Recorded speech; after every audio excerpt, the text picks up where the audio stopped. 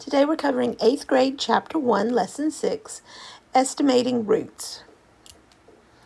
And the first thing we need to do is fix this first number line. Not sure why, but it didn't copy correctly. The first number should be a 2, and then 2.25, then 2.5, then 2.75, and then the last number should be a 3.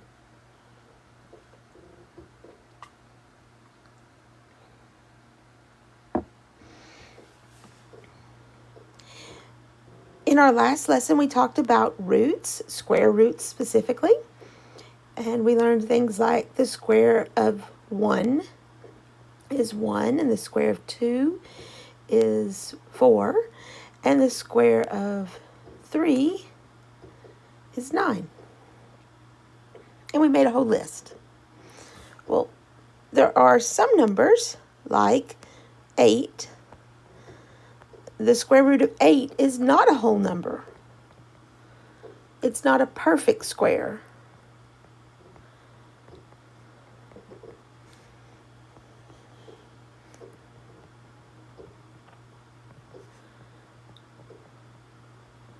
So it falls somewhere in between here. So the square root of 4 is 2. So on the number line, that would be right there. And the square root of 9 is 3. So on the number line, it would be here. And so the square root of 8 would have to be in between those. And it's a little bit closer to 9 than it is to 4. So it'd probably be around here. So the number line shows that the square root of 8 is between 2 and 3. Since 8 is closer to 9 than it is to 4, the best whole number estimate for the square root of 8 is 3. So the square root of 8 is about 3, or estimate 3. Let's try some more examples.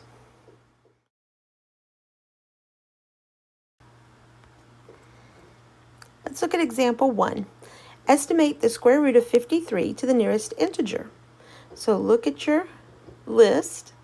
The largest perfect square less than 53 would be 49. And the smallest perfect square greater than 53 would be 64. And we're going to plot each square root on a number line, then estimate the square root of 53. So the square root of 49 is 7, and the square root of 64 is 8.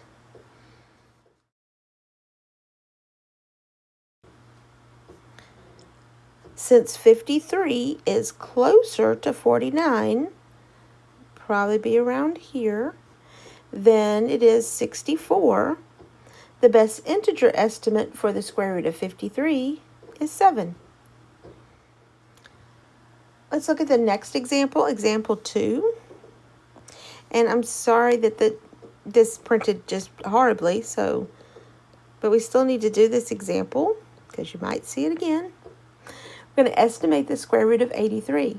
So using your list, 83 is between the square root of 81, which is 9, and the square root of 100, which is 10. 83 is closer to 81, so the best estimate would be 9. So the square root of 83 is approximately, it's a wavy equal sign, that means approximately, 9.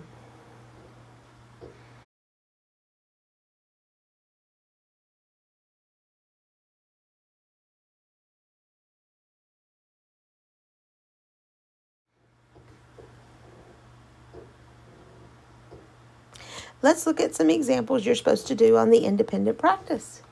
And again, use your list. That'll be the most helpful thing.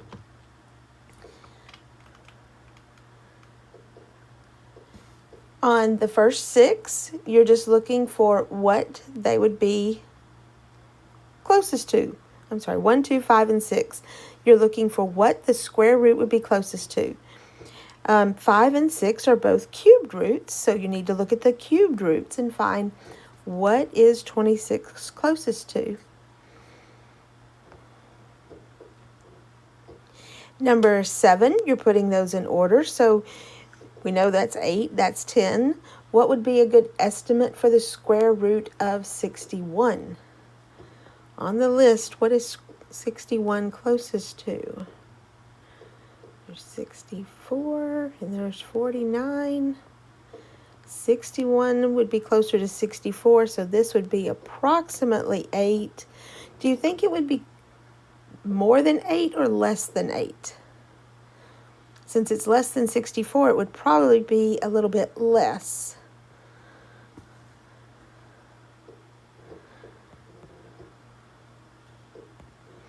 A little bit less. And then 71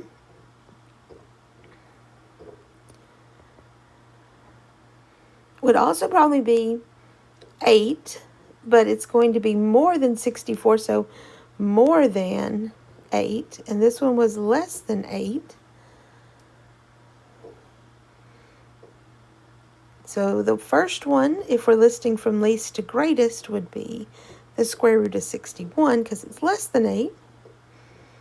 And then the number 8.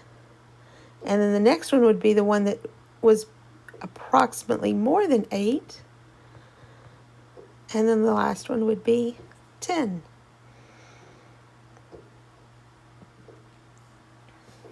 Number 8 and 9, you are estimating the solution for each equation. So you're going to figure out what is the square root of 61.